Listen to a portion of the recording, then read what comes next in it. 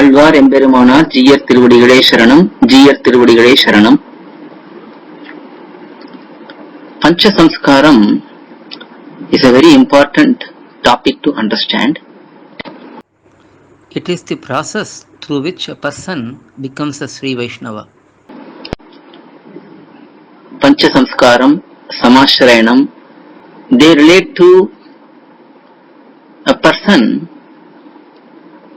going to an Acharya with the goal of doing eternal Kainkaryam to Bhagavan, and the Acharya initiating the person, accepting him as a disciple and guiding him from then onwards.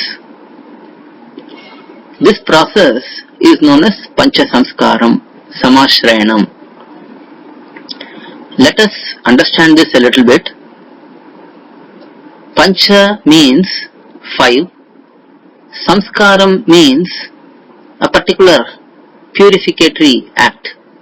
In this Pancha Samskaram, 5 acts are done by the Acharya to the Shishya, disciple. Who is an Acharya? Acharya is a synonym for Guru, a teacher, but it is more than just a teacher.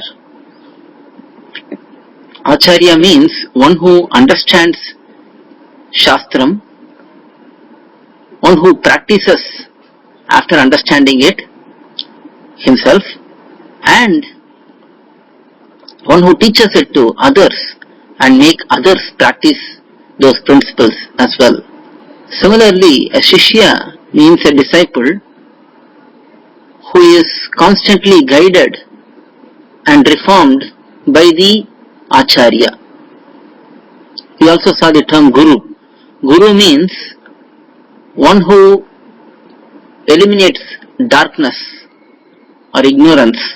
So this Acharya accepting a person as disciple, Shishya, that process is known as Pancha Samskaram. We saw that there are 5 acts. Let us see those 5 acts. Tapa, Pundra, Nama, Mantra, Yaga. These are the 5 acts. These 5 purificatory acts are done by the Acharya to the Shishya. Tapa relates to heat. The first process in the Pancha Samskaram is to apply the heated symbols of Shankha and Chakra. Shankha and Chakra are distinct symbols of Bhagavan Sriman Narayana, Vishnu. Here, by placing the heated symbols on the shoulder of the disciple, the Acharya recognizes the disciple to be a devotee of Vishnu, one who is eternally bound towards Bhagavan Vishnu. So this is the first act, Tapa. Shankha and Chakra are placed on the shoulders of the disciple. Chakra is placed on the right shoulder and Shankha is placed on the left shoulder. By accepting it, the disciple acknowledges that he is a sincere devotee of Bhagavan Vishnu. Next act is Pundra. Pundra means a symbol which is an identity for a person. Here the Pundra which is applied by the Acharya to the Shishya is known as Urdhva Pundra.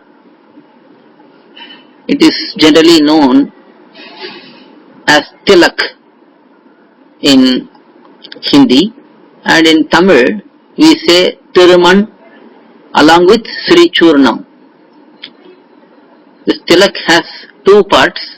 One is the white soil, which represents the lotus feet of Bhagavan placed on a pitham, a lotus flower. And then there is the red symbol, which is Sri Churnam, which indicates the presence of Sri Mahalakshmi. So Vishnu and Lakshmi, they are worn by the devotees. They are worn in 12 places generally, on the forehead and then on different parts of the upper body. This is Urdhva Pundram, the second act. So the Acharya first applies the Thiruman and Sri Churnam during this Pancha Samskaram to the disciple. Third act is Nama, giving a Dasya Namam, that is a unique name which identifies the disciple as a servitor of Vishnu. Here in our Sampradayam, Adiyen and Ramanuja Dasan are given as part of the name for the disciple. In addition to the name which is given, for example, a person may be given the name Keshava, Madhava, Narayana, Shatakopa. So these names could be given to the disciple by the Acharya. Along with that, Adiyen and Ramanuja Dasan will always be given.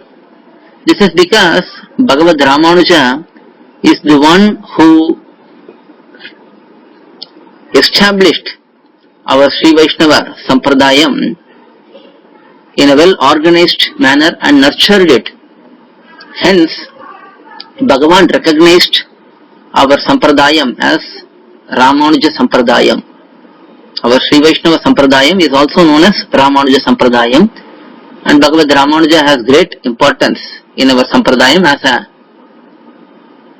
foremost Acharya of our Sampradayam. So all the Sri Vaishnavas are generally known as Ramanuja Dasas. So a person when named, for example, my name is Sarathi, I will introduce myself as Adiyen Sarathi Ramanuja Dasan. This is how we all introduce ourselves, and this is how others also relate to us as Ramanuja Dasas. So that is third act, Nama. Fourth is Mantra. Fourth act is Mantra, Mantropadesham. Here Rahasya Trayam is bestowed to the disciple by the Acharya. Rahasya Trayam means Tirumantram, Dvaya Mahamantram and Charma Shlokam. Tirumantram is Ashtakshara Mantram. Dvaya Mahamantram is again Narayana Mantram, where we surrender to Bhagavan and we request Kainkaryam from Bhagavan. Charma Shlokam, Gita Charma Shlokam, we all know. Sarva Dharman Parityajya Mamekam Sharanam Vraja Aham Tva Sarva Papebhyo Mokshayishyami Ma Shuchaha. So these three are instructed by the Acharya to the disciple as the fourth act. Now the meanings of the mantras should also be learnt from the Acharya. One should humbly request the Acharya to teach the meanings of the three mantras. But subsequently, one can also learn the deeper meanings from other Acharyas and scholars. This is the fourth act. The fifth act is Yaga. Yaga means a particular worship method. Yaja, Deva Puja is a particular important etymology for the word Yaga, which indicates worshipping our Lord is the Yaga for us. So that is Yaga. In our Sampradaya, this Yaga relates to the daily Tiruvaradhanam, daily worship we do to Emperuman Bhagavan at home. This is also taught by the Acharya to the Shishya. So these are the 5 acts involved in Pancha Samskaram. So this Samskara is the act of purification, as we saw. A simple example would be when we bring some flowers to offer to the Bhagavan at the temple, the Archaka will take the flowers and sprinkle some holy water on it and then only offer it to Bhagavan. He will not directly offer it to Bhagavan. That is because it may have impurities. So before offering that to Bhagavan, we have to purify the same. Similarly, this Atma is offered to Bhagavan by the Acharya. At that time, he performs these purifications to the Atma and then offers the Shishya to Bhagavan. An important question will arise here. Who can do Pancha Samskaram? Who is authorized to perform the Pancha Samskaram, taking the position of an Acharya? It is very, very important to understand this principle.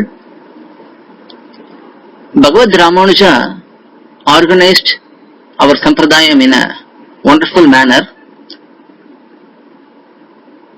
Previously, Acharya would accept a Shishya only after rigorous testing and accepting a lot of service for a long duration and ensuring that the Shishya is already in a very advanced stage.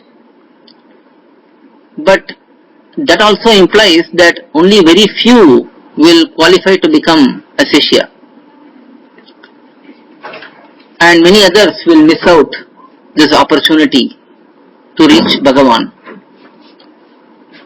Bhagavad Ramanuja observed this and looking at the nature of Kali Yuga, where people will not have such total dedication and so on, he simplified this process and ensured that everyone will get an opportunity when there is desire in them. So he arranged 74 Pithadipatis, Simhasanadipatis, and asked them to go and accept disciples. And the only criteria which was expected from the disciple is to have desire to become a servitor of Bhagavan, to eternally serve him, and so on.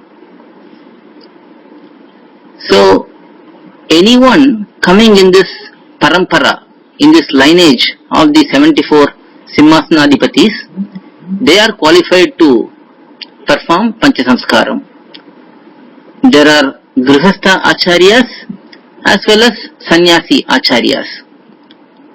Grihastha Acharyas will have a lineage based on family continuation.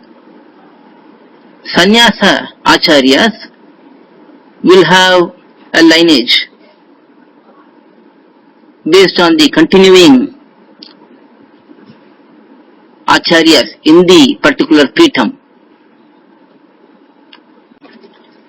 Subsequently, Bhagavad Ramanuja reincarnated as Manavala Mamunigal, and he also established Ashtadiggajas, 8 Acharya Pithams, through which this Sampradayam was propagated again in a grand manner. So those who are coming in those 8 Pithams and their descendants also are qualified to perform Panchasamskaram. Another important question, who can become a Sri Vaishnava by taking this Pancha Sanskaram? Who can accept Pancha Sanskaram? That is a very important question to understand as well. The answer for that is, there is no restriction based on nationality, religion, caste, creed, language, linguistic group. None of these can stop one from accepting Pancha Sanskaram and becoming a Sri Vaishnava. Everyone has the right to go to Bhagavan and serve him eternally. One has to realize that and approach an Acharya who will accept one as a disciple. Now finally, an important aspect, what happens after accepting Pancha Sanskaram?